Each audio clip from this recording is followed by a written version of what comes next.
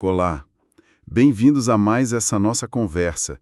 Hoje a gente vai fundo numa análise bem detalhada sobre as origens do pecado e também da graça divina.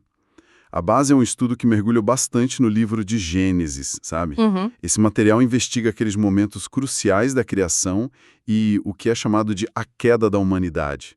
Eventos-chave para entender a condição humana e, a ideia de uma necessidade de redenção, pelo menos segundo essa perspectiva. Então, nosso objetivo aqui é, assim, tentar pegar os pontos mais importantes dessa narrativa, né? Entender as implicações e como ela tenta explicar a origem do mal e apresentar uma resposta divina para isso. Ok, vamos lá. Isso, e é bom a gente situar logo de cara, né? Estamos falando de uma narrativa teológica, ela não tem a pretensão de ser um relato científico, assim. Certo. A proposta é responder questões existenciais bem profundas, sabe? Sobre o bem, o mal, liberdade, propósito da vida. Tudo isso partindo de uma leitura específica da Bíblia, como está no material que a gente analisou. É uma maneira de dar sentido a coisas complexas da existência humana, mas por essa lente, né? Entendido. Então, começando pelo começo mesmo. A criação. A narrativa descreve Deus formando céus, terra e, no final, o homem e a mulher, feitos à imagem e semelhança dele. E um ponto que o estudo frisa é: tudo foi declarado muito bom. Tem essa sensação inicial de harmonia, de perfeição, né? Exato. E tem mais, né? O ser humano é colocado num lugar especial, o Jardim do Éden. A descrição é de comunhão direta com o Criador e com uma tarefa clara: cuidar do jardim. Parece um cenário ideal, assim, de propósito e relacionamento. E o que é interessante notar aí é a introdução de um limite. Um limite bem específico dado por Deus, quase como um teste de confiança, né? Uhum. Tinha muita liberdade no jardim, mas uma única restrição: não comer da árvore do conhecimento do bem e do mal. A instrução lá em Gênesis 2 é bem clara sobre isso. A condição para manter aquele estado de vida, então, estava ligada à obediência nesse ponto. E a consequência de quebrar essa confiança também era explícita: certamente morrerás. Isso já estabelece um cenário de escolha, sabe? E com consequências reais. Mas por que uma árvore, um fruto parece, sei lá, simples demais para consequências tão gigantescas? Qual o peso simbólico disso, para essa análise que a gente tem? É uma ótima pergunta. Dentro dessa interpretação teológica, assim, o ato de comer o fruto não é o problema em si. Não era uma fruta venenosa, né? Certo. O peso simbólico está na desobediência. Representa a escolha de confiar mais no próprio julgamento do que na palavra do Criador. É o querer definir por si mesmo o que é bom e mal. Então a árvore e o fruto viram o símbolo concreto dessa encruzilhada: confiar em Deus ou buscar autonomia total. Faz sentido. Faz todo sentido. Agora, antes da gente ver como essa escolha aconteceu lá no Éden, o material leva a gente para um evento anterior. Busca a raiz da tentação que chegou no jardim. Fala-se de Lúcifer, descrito em textos como Ezequiel 28 como um anjo, um ser de alta posição, perfeito inicialmente. Uhum. E o ponto de virada, segundo essa leitura, teria sido o orgulho. Um desejo de se igualar a Deus, como Isaías 14 sugere, né?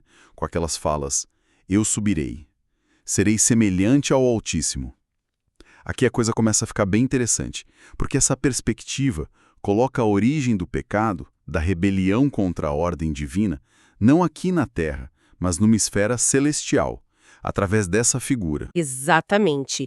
E a consequência dessa rebelião é apresentada como tendo um impacto cósmico. Textos que vêm depois, nos Evangelhos, no Apocalipse, são interpretados como descrevendo a expulsão de Lúcifer, que aí passa a ser chamado de Satanás, e os anjos que o seguiram, né? Expulsos do céu.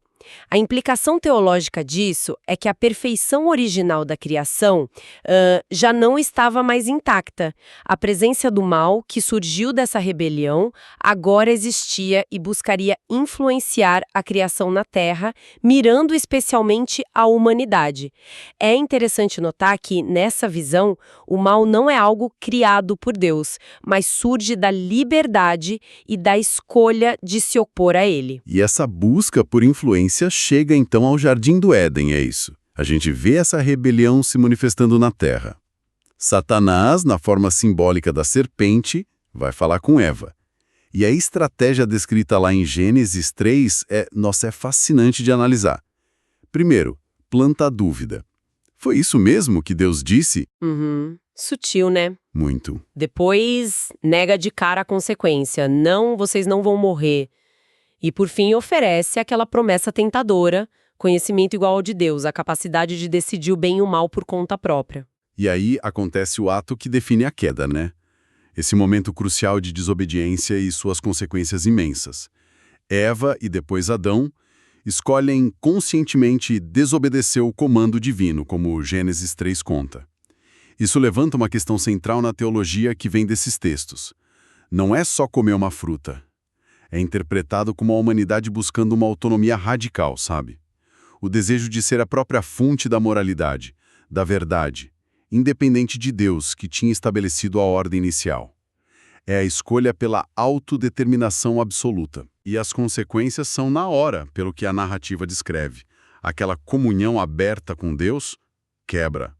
O tal conhecimento que eles ganham não é a divindade prometida, mas a consciência da própria nudez, que é interpretada como vulnerabilidade, vergonha moral. Exato. O resultado imediato é o medo da presença de Deus, e isso leva eles a se esconderem. Nossa. Então, o conhecimento que buscaram trouxe o oposto do que imaginavam. Em vez de poder, trouxe medo e separação. Precisamente. A relação muda fundamentalmente. E a implicação teológica que se desenvolve a partir disso, e que é articulada depois em textos como Romanos 5, é profunda. Através desse ato de desobediência de Adão, que é visto como representante da humanidade, né? O pecado, entendido como essa inclinação para rebelião e separação de Deus, entrou na experiência humana. E com o pecado veio a morte. Não só a física, mas também uma morte espiritual, uma separação da fonte da vida. Essa condição, então, se espalharia para toda a humanidade. É a base da doutrina do pecado original. A ideia de uma natureza humana agora afetada por essa ruptura inicial. A história continua com Deus confrontando o casal. E aí vem as sentenças, as consequências dessa escolha detalhadas lá em Gênesis 3. Tem uma maldição sobre a serpente. Para a mulher, são mencionadas dores no parto, uma mudança na dinâmica do relacionamento com o homem. Sim. Para o homem, o trabalho fica árduo, a terra resiste e a mortalidade é decretada. Você é pó e ao pó voltará. Quer dizer, a morte física e essa separação espiritual viram realidades da experiência humana depois da queda. Pois é. O cenário é de juízo, consequências sérias mesmo, mas isso é algo que o material destaca como muito importante. No meio dessa sentença toda, surge algo inesperado, um vislumbre de esperança. Ah, é? Onde? Em Gênesis 3, versículo 15, falando com a serpente, Deus faz uma promessa meio enigmática, que ficou conhecida como o proto-evangelho. Basicamente, a primeira semente da boa notícia, do evangelho. Ele fala de uma inimizade entre a descendência da serpente e a semente da mulher, e anuncia que essa semente esmagaria a cabeça da serpente, embora fosse ferida no processo. Nossa. Se a gente conecta isso ao quadro geral, essa passagem é vista como uma primeira profecia messiânica. É quase um plot twist teológico, sabe? No exato momento da sentença surge a primeira pista de uma revolta, uma promessa codificada de que a própria vítima da queda à humanidade, através da semente da mulher, teria um papel central na derrota final do mal. Isso muda a perspectiva de pura condenação para uma de conflito com esperança futura. Que contraste, hein? E logo depois tem outro momento que chama atenção. Adão e Eva tentam cobrir a vergonha com folhas de figueira. uma solução improvisada humana. Uhum. Mas o texto diz que Deus rejeita essa tentativa e ele mesmo faz roupas de peles de animais para vestir eles. Então, a primeira tentativa humana de se cobrir falha e Deus intervém. O que isso significa nessa leitura? Exato, essa passagem, Gênesis 3:21, é interpretada teologicamente como tendo um significado muito profundo. As folhas de figueira representariam os esforços humanos para lidar com a culpa, a vergonha, tentativas de autojustificação que são vistas como insuficientes. Certo. A provisão divina das vestes de pele, por outro lado, implica algo importante. Para ter peles, um animal teve que morrer, né? Verdade. Isso é visto como o primeiro sacrifício de sangue, um ato onde a justiça divina, que reconhece a seriedade do pecado, cuja consequência é a morte, se encontra com a graça divina que provê um substituto inocente para cobrir a falha humana. É um símbolo poderoso da ideia de que a cobertura para o pecado vem de Deus, não do homem, e aponta para o conceito de expiação substitutiva que vai ser desenvolvido mais tarde na teologia judaico-cristã. Entendi. E o capítulo termina com a expulsão do jardim do Éden. Deus coloca querubins para guardar o caminho até a árvore da vida. Como isso é interpretado?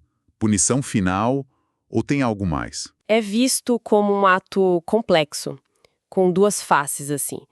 Por um lado, é um ato de juízo, sim, sela a separação da presença manifesta de Deus e impede o acesso à fonte da vida eterna naquele estado de pecado. A comunhão foi quebrada e a expulsão reflete isso. Mas, paradoxalmente, muitos teólogos veem nisso também um ato de misericórdia. Impedir o acesso à árvore da vida significava impedir que a humanidade vivesse para sempre naquele estado caído, pecaminoso, separado de Deus. Interessante. A expulsão, nesse sentido, evitaria uma eternidade de sofrimento e rebelião. É um juízo que, de certa forma, contém a possibilidade de uma restauração futura, em vez de perpetuar a condição caída. Essa narrativa toda pode parecer distante, né? Focada em eventos lá do começo. Mas o material que a gente analisou argumenta que os ecos disso são bem presentes e tenta fazer uma ponte com a nossa realidade, mencionando especificamente o contexto do Brasil. Como essa conexão é feita? Então, o estudo sugere que essa história de Gênesis é frequentemente usada dentro dessa tradição teológica para explicar a persistência de problemas humanos universais, mas aplicando ao contexto local. Cita questões como desigualdade social, corrupção sistêmica, violência endêmica.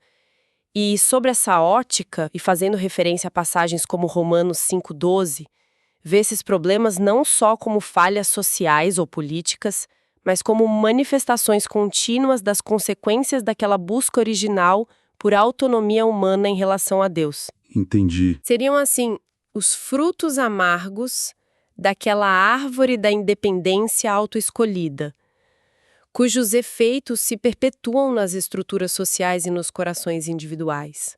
E qual seria a resposta ou a esperança apresentada diante desse quadro, segundo essa análise que a gente está vendo? O contraste fundamental que o material propõe é entre os esforços humanos para consertar as coisas, que podem até ser bem intencionados, mas são vistos como limitados, simbolizadas pelas folhas de figueira, né? Justiça própria, sistemas políticos, filosofias humanas, tentativas de autorredenção e a provisão divina. A esperança não estaria nessas tentativas humanas que lidariam só com os sintomas, mas sim naquela semente prometida, lá em Gênesis 3,15. Essa semente é identificada na fé cristã como Jesus Cristo. Ele é apresentado como a única solução capaz de lidar com a raiz do problema, o pecado, a separação de Deus e restaurar a comunhão perdida, trazendo a verdadeira cura e reconciliação. A ideia é que só a intervenção divina pode reverter os efeitos da queda de forma definitiva. Então, o chamado implícito que sai dessa análise de Gênesis é um convite a repensar essa busca humana. Se o propósito original de Deus, como mencionado em outras partes da Bíblia, o estudo cita João 10,10 sobre vida abundante, era essa comunhão plena, a queda teria nos desviado disso. A promessa feita desde o início, então, convidaria a um retorno à confiança e dependência de Deus. Não por medo, mas pela fé na sua provisão redentora. E isso se aplicaria tanto coletivamente quanto individualmente, certo? Exatamente, essa é a linha de raciocínio apresentada. É um chamado para reconhecer os limites dos esforços próprios, as tais folhas de figueira, e se voltar para a solução oferecida por Deus, que desde o início da narrativa da queda já apontava para um plano de restauração. É uma perspectiva que coloca a graça divina, e não o mérito humano, no centro da solução para a condição humana descrita em Gênesis. Recapitulando rapidinho nossa exploração desse material, a gente começou com a visão de uma criação perfeita, né? Vimos a introdução do pecado interpretada como essa busca por autonomia radical, primeiro celestial, depois terrena. Analisamos as duras consequências do juízo divino, mas também logo em seguida a surpreendente e imediata promessa de redenção que surge ali no meio da sentença. Em essência, essa análise profunda da narrativa de Gênesis, como está no estudo, oferece uma moldura teológica para compreender a condição humana. Ela destaca essa tensão permanente, sabe, entre a imagem divina original como a humanidade foi criada e a realidade fraturada pelo pecado.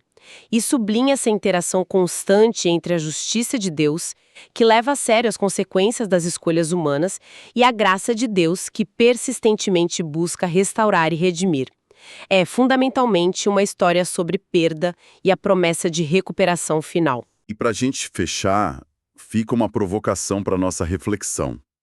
Considerando essa narrativa sobre a origem da busca humana por autonomia e as consequências descritas, como essa perspectiva sobre a necessidade de uma cobertura que vem de Deus, em contraste com a confiança só nos nossos próprios esforços, nas nossas folhas de figueira? Como isso dialoga com as buscas de hoje? As buscas por sentido, por justiça social, por restauração pessoal e coletiva.